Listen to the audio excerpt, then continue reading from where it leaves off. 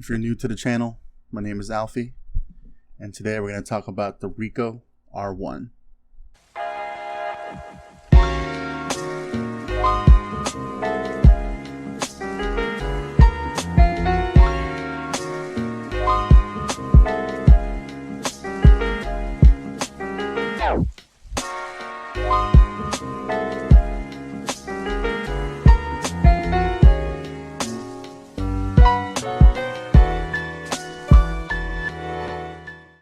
This is my Ricoh R1. It's definitely my favorite point and shoot. See, look, it's very tiny. You can fit it in your pocket, and it takes amazing photos.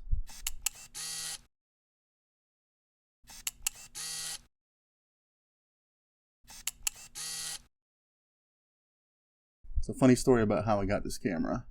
Early February 2019, I got my friend Sam into cameras. He just felt like going thrifting for some cameras. So he went to Goodwill, I think on Rivers Avenue. And next thing you know, I get this text message. I was extremely jealous. He got it for $3. Eventually, I convinced him to trade me. He wasn't in the point and shoots at the time. He just wanted something different. And as you could tell, I took a ton of photos with this thing. Here's a photo here. Photo here. Photo there. So if you guys didn't know, the R1 is like the little brother to the GR1, except it's plastic, doesn't have manual controls, and it's still expensive. I mean, I think the GR1s are really expensive. Like, look at these prices on the GR1s. Like, it's insane.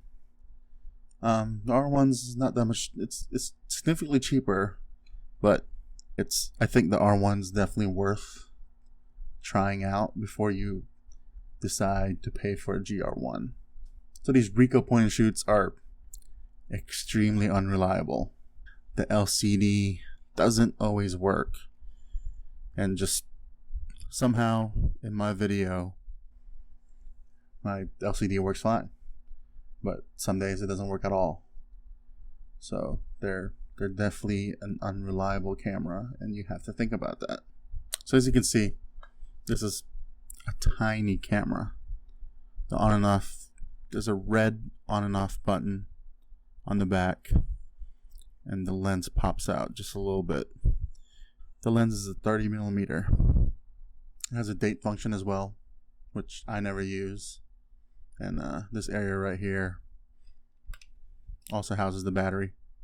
It uses a CR2, which they last forever because I've never had to replace mine since I've put it on there. So there's from useful modes. There's super night mode, which takes 2 exposures in one frame. There's infinity mode, and there's single AF mode, which I use all the time. There's also a timer function, and there's some flash options like red eye reduction, flash force off, flash force on, and slow synchro flash, which I have no idea what that does. So my R1 has a slight leak in the film window, and I tried fixing it by putting a permanent marker on both sides, but ruined a couple photos right here. So I definitely want to fix that.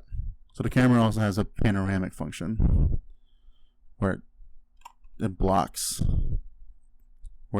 a portion of the negative. It's kind of a gimmick since you're cropping the negative.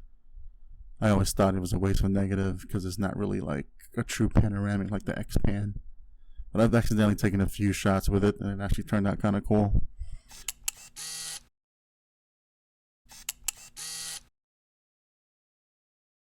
Probably not going to use it too often.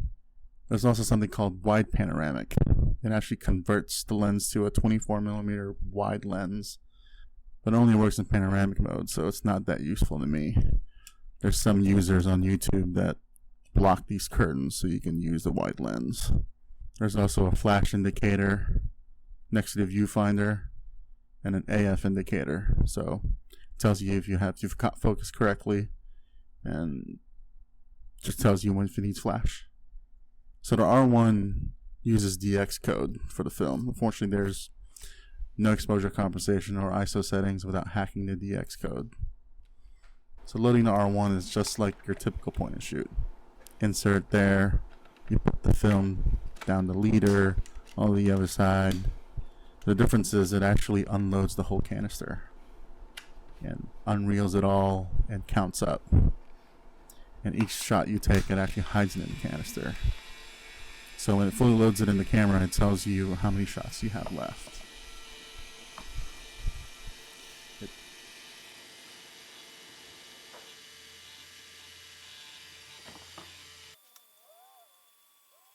It automatically rewinds after you're done with the roll, but you can manually rewind mid-roll by using this hole on the side.